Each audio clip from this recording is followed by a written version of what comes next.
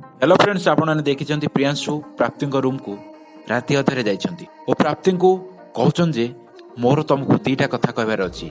और प्राप्ति कहउछंती कौन से दीटा कथा और कहउछन जे तमे सकाळ सकाळ आज कुआडे बाहर की जाइथिलो मते न जणेकी। और परे प्राप्ति कहउछंती मु बासुंको पाखु जाइथिली और प्रियांशु कहउछंती अचानक तमे बासुंको पाखु गल मते न जणेकी। और पर प्राप्ति कहउछन तमे हेतले फोन रे कथा हबा सहित व्यस्त थिलो तो सेतिपई मु न जणेकी बासुंको पाखु गली। और प्राप्ति कहउछंती काली तुमर एंगेजमेंट अछि तो तमे एते राति जाए अनिद्रा रहबा किछि दरकार नै, तमे एबे तम द्वितीय कथाटी मते कहिकी एठु जाओ। और पर प्रियांशु कहउछन जे मु तुमको गोटे गिफ्ट दबार अछि। प्राप्ति को आश्चर्य कहउछन जे मते तमे अचानक गिफ्ट दबा कोन पई।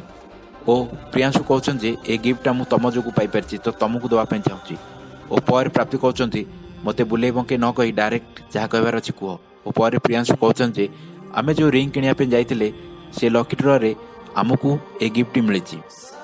तो रिंग विषय मोर किछि भी आइडिया नथिला, से दिन मु रिंग न आनी फेरी आस्तांती किंतु तमे चूज कल बोली मु से रिंग आनली ओ ए लकी ड्रॉ पाइबा पई हकदार हेली। तो तमे ए गिफ्ट को रख मु चाहूची। ऊपर प्राप्ति से गिफ्ट न रखा पे कहउछंती ओ कहउछन जे ए गिफ्ट रो बिल तम ना रही तो तमे यार हकदार रखिया पे। और प्रियांशु कहउछंती ताले मु ए गिफ्ट को रिटर्न कर दूची। और प्राप्ति कहउछंती गिफ्ट के का को रिटर्न करंतिनी तो दियो। और प्राप्ति खोलुछंती और प्रियांशु निजे आनी से गिफ्ट को दुहे खोलुछंती और देखी गिफ्ट को बहुत खुशी होछंती। और सकाळ सकाळ प्राप्ति ऑफिस जाउछंती और देखुछंती पूर्ण प्रियांशु को एंगेजमेंट पे बहुत डेकोरेशन भलरे करछंती। और ठीक से समय आसी प्रियांशु प्राप्ति को पाखरे पहुंचंती और तांको थैंक्स जणाउछंती।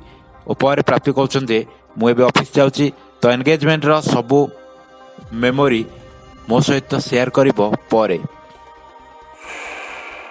फ्लोरा तमर कोन हे जी तुमे आसीला बेलटू प्रश्न ऊपर प्रश्न पचार चलछो। अरे मते न कहले मु केमिति जानि दर्शक अपन आगामी दिन देखिया पाइबे फ्लोरा ताको एंगेजमेंट रे प्राप्ति को खोजुछंती। दर्शक बंधु आपण माने कोन लागुची ए एंगेजमेंट हबो ना भांगी दिबो कमेंट माध्यम निश्चित जानतु। आज रात जदि आपण माने भल लागिछि वीडियो लाइक करे सहित हम चैनल को दया करी सब्सक्राइब करनियो तो एमती नुवा नुवा वीडियो सर्वप्रथम देखिया पे।